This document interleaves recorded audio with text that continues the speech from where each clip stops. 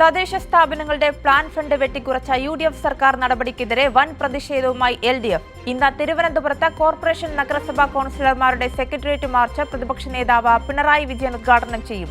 ഷീജ വിവരങ്ങളുമായി ചേർന്നുണ്ട്. ഷീജ, എന്തായാലും തദ്ദേശ സ്ഥാപനങ്ങളുടെ പ്ലാൻ ഫണ്ട് വെട്ടിക്കുറച്ച UDF സർക്കാരിന്റെ നടപടിക്കെതിരെ വലിയ രീതിയിലുള്ള പ്രതിഷേധത്തിനാണ് LDF രംഗത്തിറങ്ങുന്നത്. ഇന്ന് എന്തായാലും സെക്രട്ടേറിയറ്റ് മാർച്ച് അടക്കം ഉണ്ടാകുമെന്നാണ് മനസ്സിലാക്കുന്നത്. വിശദാംശങ്ങളിലേക്ക്. തീർച്ചയായും ആര്യ, എന്തായാലും തദ്ദേശ സ്ഥാപനങ്ങളുടെ പ്ലാൻ ഫണ്ട് അത് പുതുക്കിയ ബജറ്റിൽ വെട്ടിക്കുറച്ചതിനെതിരെയാണ് ഇപ്പോൾ ഈ ഒരു പ്രതിഷേധം LDF-ന്റേത് ഇന്നിപ്പോൾ നടക്കാൻ പോകുന്നത്.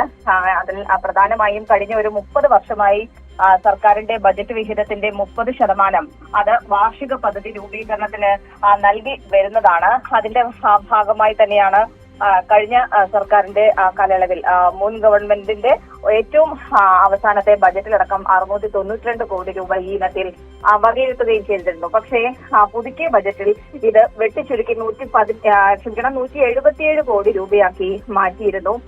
ഇത് എല്ലാ തലത്തിലും, അതായത് തദ്ദേശ സ്ഥാപനങ്ങളുടെ പ്രവർത്തനത്തെ ആകെ ബാധിക്കുന്ന തരത്തിലേക്ക് എത്തിയ ഒരു സാഹചര്യത്തിലാണ് ഈ ഒരു പ്രതിഷേധത്തിലേക്ക് ഇപ്പോൾ LDF കടന്നിരിക്കുന്നത്. രാവിലെ 11 മണിയോടുകൂടി ഈ പ്രതിഷേധ മാർച്ച് ആരംഭിക്കുന്നതായിരിക്കും. സെക്രട്ടേറിയറ്റിലേക്കാണ് ഈ പ്രതിഷേധ മാർച്ച് നടക്കുന്നത്. ഇതിൽ പ്രതിപക്ഷ നേതാവ് പിണറായി വിജയനായിരിക്കും ഈ പ്രതിഷേധ മാർച്ച് ഉദ്ഘാടനം ചെയ്യുക. ശരി, ഷീജയാണ് വിവരങ്ങൾ നൽകിയത്.